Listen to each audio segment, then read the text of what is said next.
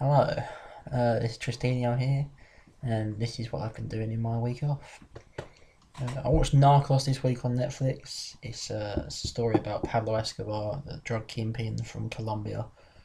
It takes place in Colombia and revolves around his rise in the cocaine business. Obviously, he's the main character, and it's around his story of murder, political aspirations, and living the life of a respected and feared businessman. Uh, the protagonist or his counterpart is DEA agent Steve Murphy, an American who's transported to Colombia to prevent the cocaine business from um, tra- being transported to the US because there's loads of drugs in Miami, which is where he was stationed, and he's trying to stop the drug craze from continuing into bigger cities in the United States.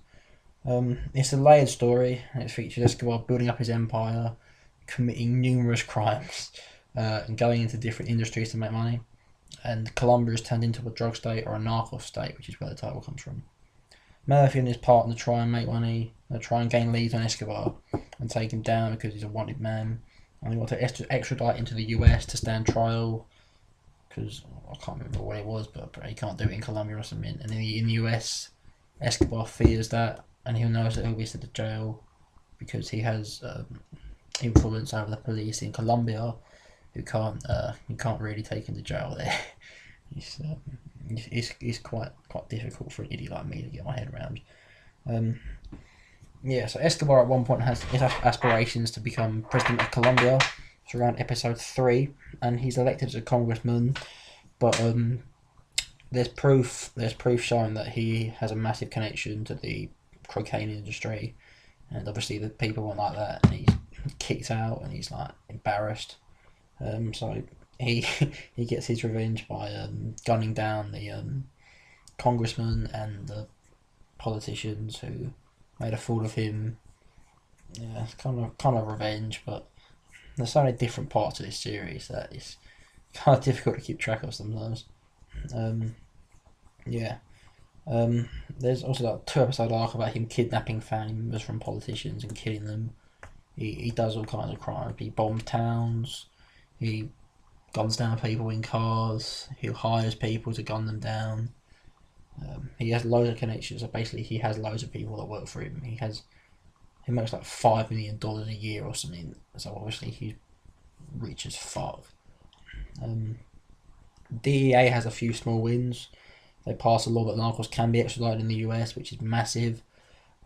They kill Escobar's right hand man and cousin Gustavo, who ran his day to day operations.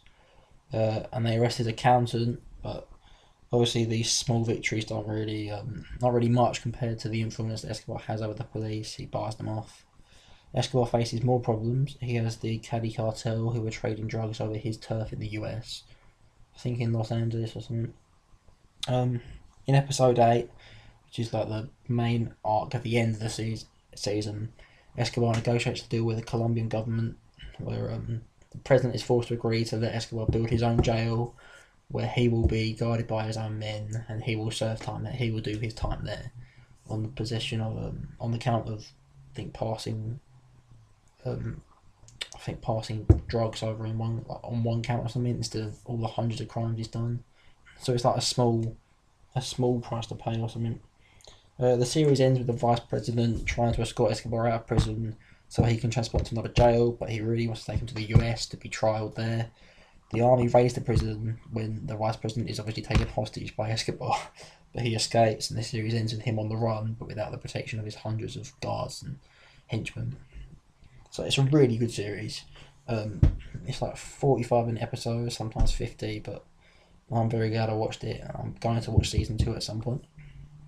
So, also last weekend I played the Telltale Batman series, which was good because I'm a huge fan of the Telltale games, mainly The Walking Dead and The Wolf Among Us.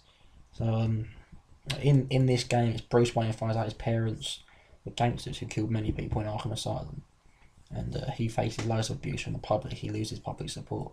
He's also trying to fund Harvey Dent's mayoral campaign so he can become mayor of Gotham. Because obviously there's loads of corruption, and Dent's meant to be the good guy, a hero that you can believe in to clean up the town. So they're friends until Selena Kyle gets involved, which is good. Catwoman's very good in the game as well. The main villain is the Penguin, but he's a pawn to the main villain, or the actual mastermind, which is Lady Arkham, who runs the Children of Arkham, who are like a bunch of terrorists were who hate Bruce Wayne because of what his dad did to their parents, killing all their parents and stuff and ruining their families. Um, yeah, Two Face appears in the third episode when Penguin smashes a light over his head, a spotlight I think it was, and burns half his face off. And he does the flipping with the coin and stuff.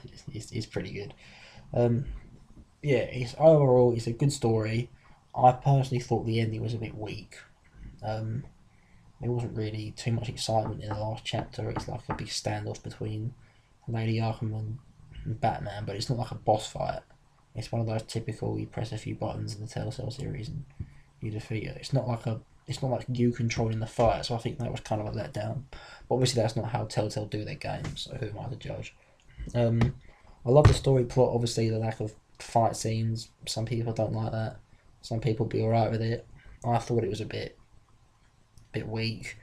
Um, yeah, if you play the Arkham trilogy on the Xbox, then it's worth a playthrough because any Batman game is a good game in my opinion. I'm also looking forward to the announcement of the Guardians of the Galaxy Telltale game, and obviously the Walking Dead season 3.